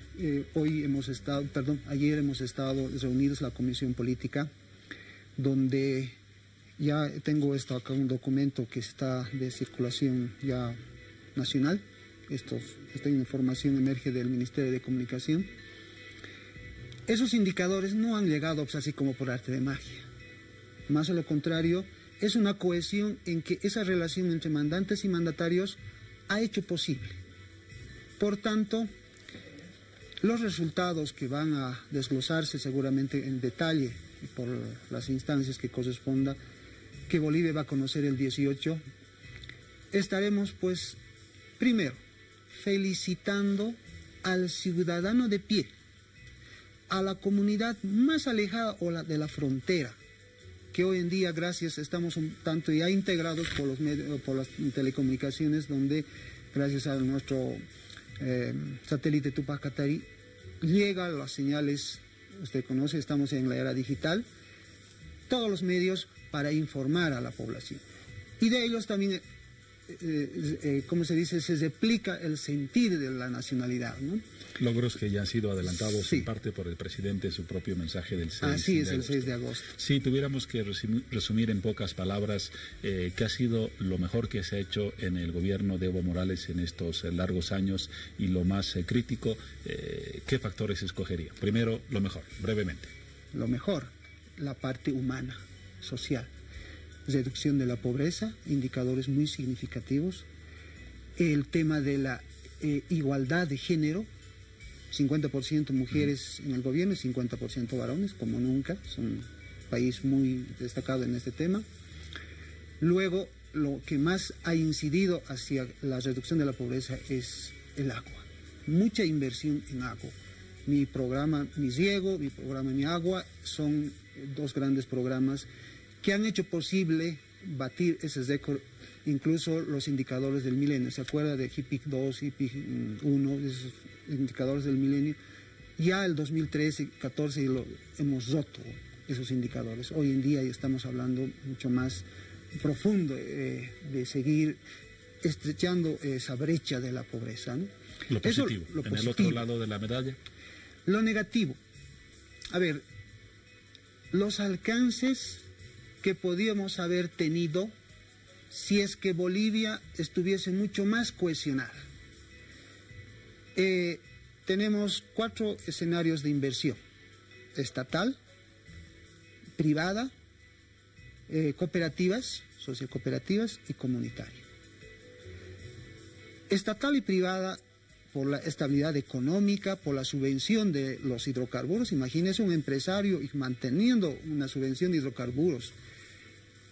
Hemos desarrollado una economía que es posible que el resto de las cooperativas y fundamentalmente la parte de los microempresarios y las comunidades hoy en día recién estamos empezando. Entonces eso quizás podemos apuntar como desacierto porque no hemos tenido las condiciones necesarias. Con la promulgación de estos, el 2 de agosto, los 5 decretos, ahora se está operativizando mucho más. Estamos entrando a algo que no teníamos antes, la cultura, la inversión con criterio empresarial. Los dos lados de la moneda. Para finalizar, don Adalberto, ¿cuál es el principal reto que queda por delante? Inversión en la liberación de la ciencia y tecnología.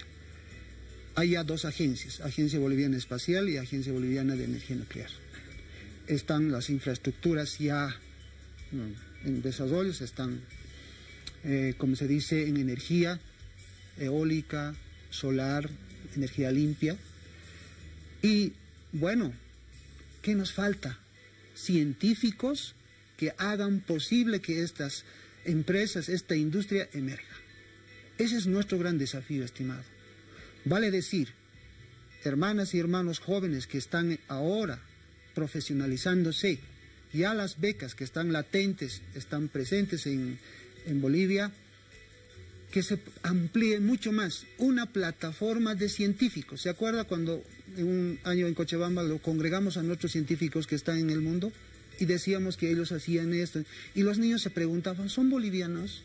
Sí, hijitos, bolivianos. ¿Puedo ser así?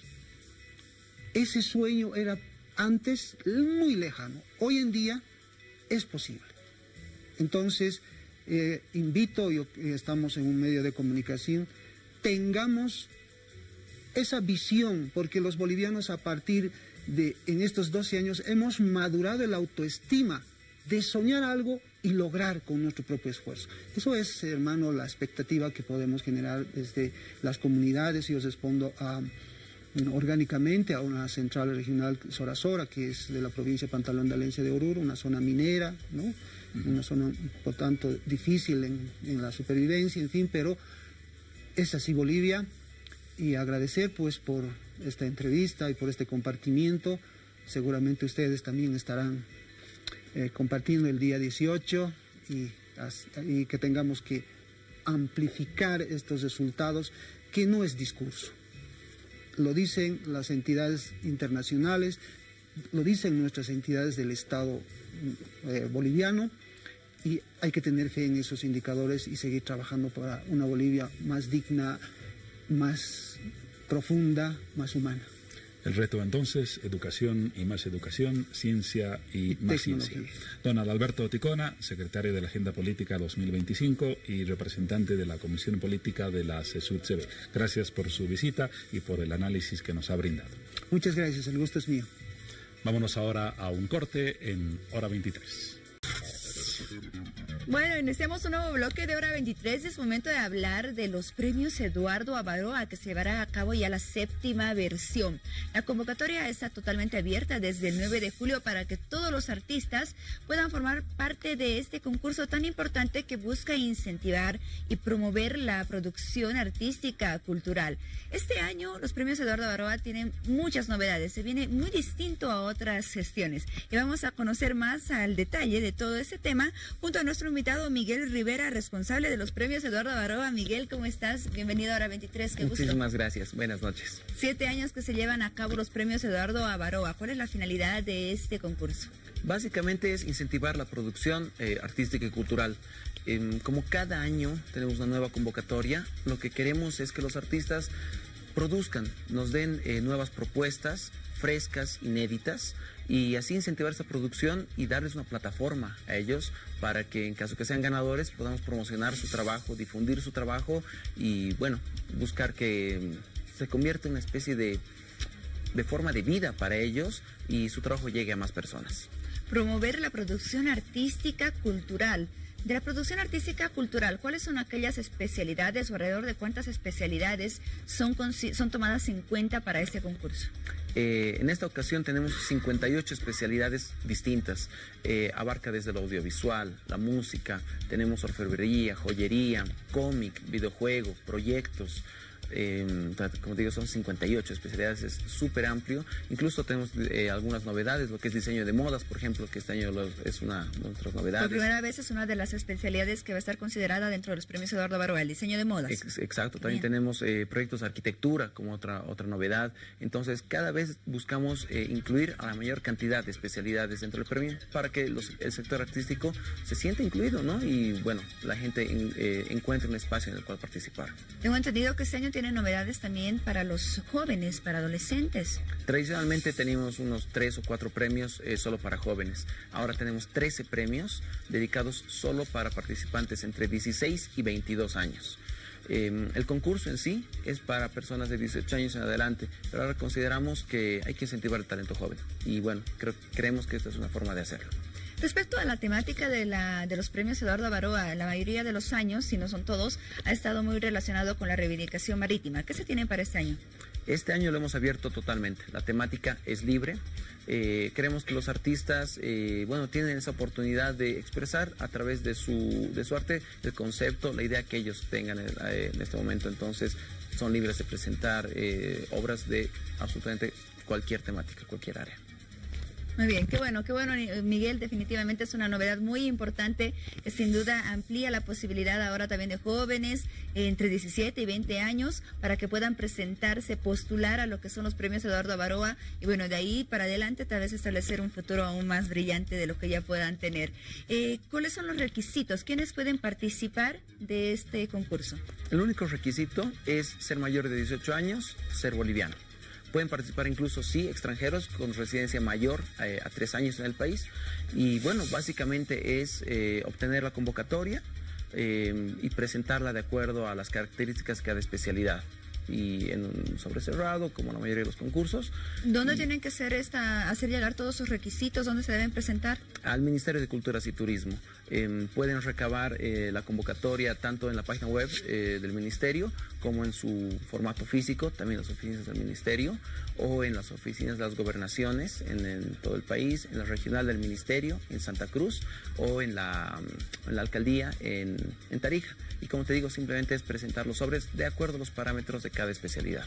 Bueno, vemos que en la página del Ministerio de Culturas y Turismo siempre se están presentando se están publicando toda esta información respecto a las distintas actividades que tienen y bueno, no es la excepción con lo que es esta entrega de premios o este concurso de los premios Eduardo Avaroa.